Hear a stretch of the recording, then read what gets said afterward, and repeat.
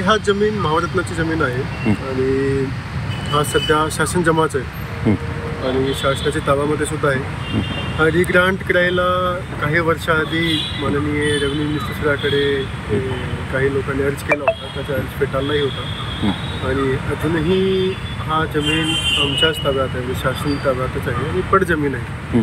मात्र एक गोष्टी असं निर्देशनास आलेली आहे की काही दिवसाआधी काही लोकांनी याचा खरेदीच करून घेतलेला आहे आणि हा एक फार सिरियस गोष्टी आपल्या समोर आलेली आहे. तर त्याच्याबद्दल आम्ही सखोल चौकशी आमच्या LRDCला करायला सांगितलेलं आहे की शासकीय जमीनची कशा काही पद्धतीने असा खरेदी विक्री व्यवहार झालेला आहे आणि त्याच्यामध्ये काही लोकांची फसवणूक पण झालेली आहे आणि याच्यामध्ये चौकशी करून त्याच्यामध्ये जे गुन्हेगार आहेत त्याच्यावर गुन्हे दाखल केले जाणार आहेत. मुळात महारत्न जमीन खरेदी अशी विकता येते, याच्यामध्ये प्रकार असतात. तर हा जे आमची जमीन आहे हा विकता येत नाही आहे, हा मात्र रिग्रांट सुद्धा करता येत नाही आहे, हा शासनकडेच असते हा जमीन. याच्यामध्ये जे खरेदी विक्री व्यवहार झाला आहे हा खरेदी विक्री व्यवहार महसूल विभागाला न विचारता किंवा त्याची माहिती अंधारात ठेवून हा केलेला प्रकार आहे. लोकांची फसवणूक याच्यामध्ये केलेली आहे आणि याच्यामध्ये जे दोषी आहेत त्याच्यावर कडक कारवाई करणे खूप जास्त आवश्यक आहे.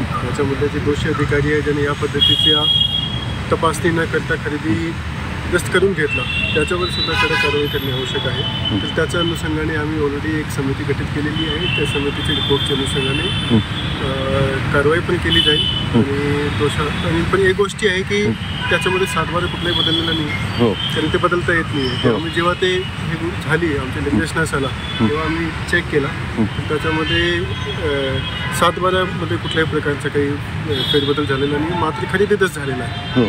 तर ते त्याच्यावर कारवाई करणे आवश्यक. हां, तर तेच आहे की अशा प्रकारची जी गोष्टी आहे ते आमची जी आता चौकशी आहे त्याच्यामध्ये 2-3 दिवसामध्ये सर्व गोष्टी निर्देशनास होऊन जातील. प्रथम दृष्ट्या असं निर्देशनास आलेलं आहे की याच्यामध्ये खरेदी दस्त मात्र लोकांनी करून घेतलेला आहे आणि त्याच्यावर कोणी केलं काय केलं काही त्याच्यामध्ये आहे काही लोक आहेत त्याचे जवळपास मी तुम्हाला सांगू इच्छितो 272 लोकांचे नाव चढवलेले आहे. खूप मोठ्या संख्येने हा करण्याचा प्रयत्न केला.